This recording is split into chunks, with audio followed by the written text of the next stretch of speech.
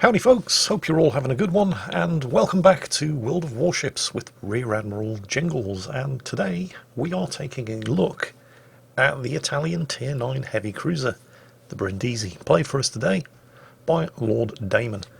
He's divisioned up with a friend in the Pan-Asian Tier 9 destroyer, the Chungmu, which is really as far as you should bother going up the Pan-Asian destroyer line because it's better in every way than its successor, the Yu Yang at Tier 10. Unlike the Brindisi, which is only really, well, it's better in some ways and it's worse in other ways than its predecessor at Tier 8, the Amalfi. The most obvious difference is the addition of a fourth turret at the rear with three 203mm guns for a total of 12. 12 8-inch guns, that is a lot of firepower, except it comes with a bit of a nasty trade-off because unlike the 16-second reload on the Tier 8 Amalfi's 9 8-inch guns, the Brindisi has a 20-second reload. Even if you slap on main battery modification 3, you're still only going to get that reload down to 17.6 seconds. That's a long time between shots for a cruiser. A couple of other good things about the Brindisi, however. Well, the speed. She is very fast with a top speed of just over 36 knots. And she does also have an extended 50mm thick armour belt running down the side of the ship, and that's sufficient armour, with careful angling, to ricochet even the Yamato's 18-inch guns. That's a very dangerous game to be playing, however, because if any of those shots go high, the deck is only 25mm, and that can and will be overmatched by even 15-inch, let alone 16 or 18-inch battleship guns. So that 50mm extended belt is more a get-out-of-jail-free card that you should keep in your pocket for emergencies rather than something that you should be relying on if you find yourself in the position of having to deal with an enemy battleship at close range. And that 25mm deck means you should be very careful when facing enemy battleships at long range, where the shells are likely to be coming in from directly above, because they will go through that deck like a hot knife through butter. That 25mm deck also means that the ship is going to be very vulnerable to high explosive shells. Although destroyers with 5-inch guns and light cruisers with 6-inch guns will have to have the inertia fuse for high explosive shell skill in order to do reliable and consistent high explosive damage to you, but, well, it's a fairly common skill, so you should expect even destroyers and light cruisers to be capable of dishing out large amounts of high explosive damage to you as well. But while the Brindisi potentially is going to take a lot of damage, it's very capable of dishing a lot of damage out in return, particularly against destroyers, and that is thanks to the Italian cruiser's party piece, the Semi Armour Piercing Ammunition. I struggled a lot with Semi Armour Piercing Ammunition when the Italian cruisers were first introduced. I just didn't really know when I should be using the Semi Armour Piercing and when I should be using the regular Armour Piercing. You see the Rune over there, the German Tier 9 heavy cruiser, who's having a bit of an argument with the island in front of him. Normally, if you were in a cruiser armed with 8-inch guns, like the Brindisi, shooting at another cruiser at that kind of angle, you would load the high explosive, but the Brindisi is an Italian cruiser, it doesn't get high explosive. So you load the Semi Armour Piercing instead, and yeah, that was a fairly respectable chunk of damage. So does that mean the rule for Semi Armour Piercing is that under circumstances when in other cruisers you would fire high explosive, in Italian cruisers you fire Semi Armour Piercing? Well, the short answer is yes, but it's also more complicated than that. That's not the only time you should be firing Semi Armour Piercing ammunition in an Italian cruiser. While I say it's more complicated than that, it's not. It's actually very simple. In an Italian cruiser with semi-armour piercing ammunition, it should be the default ammunition of choice under almost all circumstances, because the armour piercing ammunition is frustrating beyond belief. Lord Damon's just popped his smoke. He had a bit of an argument with an island himself, and as he was reversing clear, he was getting shot at by a couple of enemy battleships, but they weren't doing a huge amount of damage, but then he started to attract some attention from an enemy Brindisi firing semi-armour piercing too. So he's very wisely decided to use his high-speed smokescreen, which is another unique feature of Italian cruisers. They get a short-duration smokescreen, which works when they're moving at full speed. But unlike a lot of Italian cruiser players, he hasn't made the mistake of thinking that that smokescreen makes him invisible, because cruiser firing bloom inside smoke is a thing. He's far enough away that he can continue to shoot from within the smoke without anybody seeing him. And yes, semi-armour piercing ammunition does colossal amounts of damage to destroyers. Like that extremely unfortunate Z-23 over there, who looks like he was about to have an argument with an island himself, and almost certainly would have if he hadn't been finished off by Lord Damon's friend in the Chongmu. You see, the reason why you can do such massive amounts of damage to destroyers with SAP is because of the way semi-armour piercing penetration is calculated. Unlike other types of ammunition, armour piercing for example, it has absolutely nothing to do with the weight of the shell, which is what gives American high-tier cruisers and battleships such good penetration, and it has nothing to do with the muzzle velocity, which is what gives French ships such good penetration with their armour-piercing shells. High explosive shells calculate their armour penetration usually by dividing the calibre of the shell by 6. There are exceptions: Japanese destroyers with 100mm guns, most British battleships, and a lot of the German battleships and cruisers. They all divide their gun calibre by 4 to determine the amount of armour that their high explosive shells can penetrate. Of course, the Brindisi is none of these, and as an Italian cruiser it doesn't get high explosive ammunition anyway. If it did, as an Italian cruiser on with 8-inch guns, it would be able to penetrate 33mm of armour.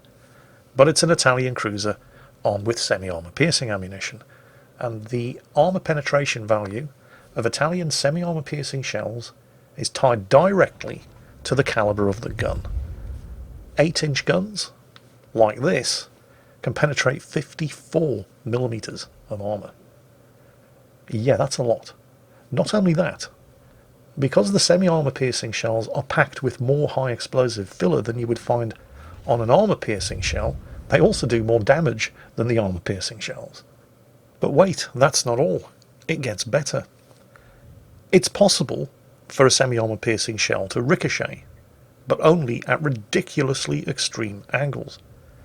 Italian SAP has even better ricochet angles than British light cruiser armour piercing. For an Italian semi-armour piercing shell to ricochet, it has to strike at an angle greater than 70 degrees from normal. Contrast that with the Italian armour piercing 8-inch shells, which will ricochet at an angle of 45 degrees. So the semi-armour piercing ammunition is not only more likely to actually do damage, because it's got far less chance of ricocheting than the armour piercing ammunition, but when it does hit, it's going to do more damage because, well, the shells just do more damage. But what about overmatch mechanics, Jingles? Surely the armour piercing would be better for that. These are only 8-inch guns, right? This isn't a battleship, it's a heavy cruiser. A 203mm shell can only overmatch 13mm of armour. This is a tier 9 ship. What are you going to be fighting in this thing that has 13mm of armour? Maybe some destroyer superstructures, or bits of British light cruisers. With 54mm of penetration, the semi-armour piercing is going to be penetrating and doing damage to most parts of enemy ships that you're going to be shooting at, other than armour belts or maybe turrets. So to answer the original question, I have an Italian cruiser, when should I load the semi-armour piercing? The short and simple answer is almost all of the time. To answer the question, when should I load armour piercing? Almost never, but specifically on those rare occasions when you have a nice flat broadside of something to shoot at.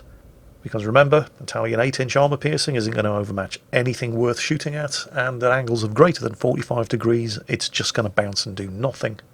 So really only under very specific and limited circumstances should you be loading anything other than semi-armour piercing into the guns of this ship and other Italian cruisers like it. This battle's not going too well, by the way, for Lord Damon, in case it wasn't obvious. They're down to 5 ships against 7 enemies. They do have the cap advantage, and the points are mostly even, but, well, the Gorizia is being chased by an enemy Brindisi and a Sovietsky Soyuz, and has basically no health left and is about to die, and has just died. So now there are 4 of them against 7 enemy ships. The friendly Gneisenau up ahead appears to be suffering from an advanced case of I must find my torpedoitis, which is causing him to present a nice fat juicy broadside to that Sovietsky Soyuz, which is 2 tiers higher than him, by the way, and he's also getting farmed by the enemy Brindisi. He hasn't actually fired off his torpedoes because the Sovietsky Soyuz isn't falling for that old gag and has tucked himself in behind the island. And as the Gneisenau turns away to avoid getting 16-inch shells slapped into his broadside from the Russian Tier 9, he's presenting a nice flat broadside to the Bismarck to the south instead. Lord Damon has launched his own torpedoes, which have a much greater range than the Gneisenau's, in the rough direction of the Soviet Tier 9. But it's unlikely that they're actually going to score any hits, because I'm pretty sure that the Sovietsky Soyuz isn't going to poke out from behind the side of that island until the Gneisenau is dead, which might happen sooner than we think. And yes, that was a Citadel against the Lazzo, and no, it wasn't an armour-piercing shell, it was semi-armour piercing. I don't think Lord Damon has even loaded the armour-piercing in this game yet. Don't worry, he will, but like I said, only under very specific circumstances. The Gneisenau is down. I don't think anybody was particularly surprised at that happening, which now of course means that there are only 3 of them against 7 enemies. But now it's time for some hot sweaty Italian on Italian action. Brindisi versus Brindisi, and the armour piercing is loaded. Shots out. American 8-inch armour piercing at a target at that kind of angle would have absolutely ruined it. Italian 8-inch armour piercing, not so much. It's time for the enemy Brindisi to open fire. He's firing armour piercing as well. Lord Damon stops to think about it for a second, increases the angle, the 50mm belt does its job. Now he's got the semi-armour piercing loaded, and you're going to see much better results. Oh yes. There is a time and a place for armour piercing ammunition in an Italian heavy cruiser, but it's only when the target is giving you so much broadside that it would be a crime to not be firing armour piercing. One of the downsides of the Brindisi is that yes, it does get an extra gun turret over the Amalfi at Tier 8, but the firing angles that it has to use to get that extra turret working are dangerous. Lord Damon did have SAP loaded, but looking at that kind of angled target, he's used the expert loader skill to quickly switch to armour piercing instead, and oh yes. That one's not going to polish out. The enemy Brindisi immediately goes to brown alert. Pops his smoke screen, but hey, you've just fired your guns. The smoke doesn't make you invisible. You're still spotted. And, well, good news, that's 1 less enemy ship to deal with. Bad news, there are now only 2 of you left. Just Lord Damon in the Brindisi, and his Oppo down to the south in the Chungmu. Even worse news, they no longer have a points lead, and they don't even have a cap lead anymore. They only control 1 cap, the enemy have 2, and they're busy flipping a 3rd. Do you remember how I said that the Brindisi's 25mm deck, ouch, yeah, could be overmatched by 15-inch shells? The Sovietsky Soyuz's 16-inch shells just did a number on him. That was a lot of damage. He's going to have to slap some flex tape on that. He's got the heel going, which is going to help, but, you know, they're still outnumbered 7-2. They've only got 1 cap. The 2 of them are being pushed further and further into the northwest corner of the map, with enemy ships closing in from all directions. How are you going to get out of this one, Mussolini? Well, we're going to start by ruining that destroyer's hopes and dreams. Remember, 54mm of penetration, so you can even wreck Khabarovsks with these things. And the semi-armour piercing does more damage than the armour piercing shells. So that Kitakaze is about to have an extremely bad day.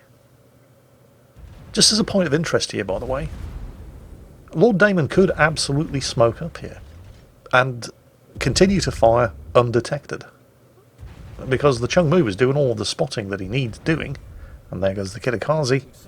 And there's nothing, in fact he is doing it now. Yeah, some of those shots are starting to get far too close for comfort. But yes, he's keeping all of his enemies at arm's length. Even the Kitakaze at its closest approach wasn't close enough to still spot him while firing through the smoke. The problem with the smoke is that it doesn't last long. I think about 40 seconds. So you really do have to make the most of it. And of course, you're in a cruiser that has a base reload of 20 seconds.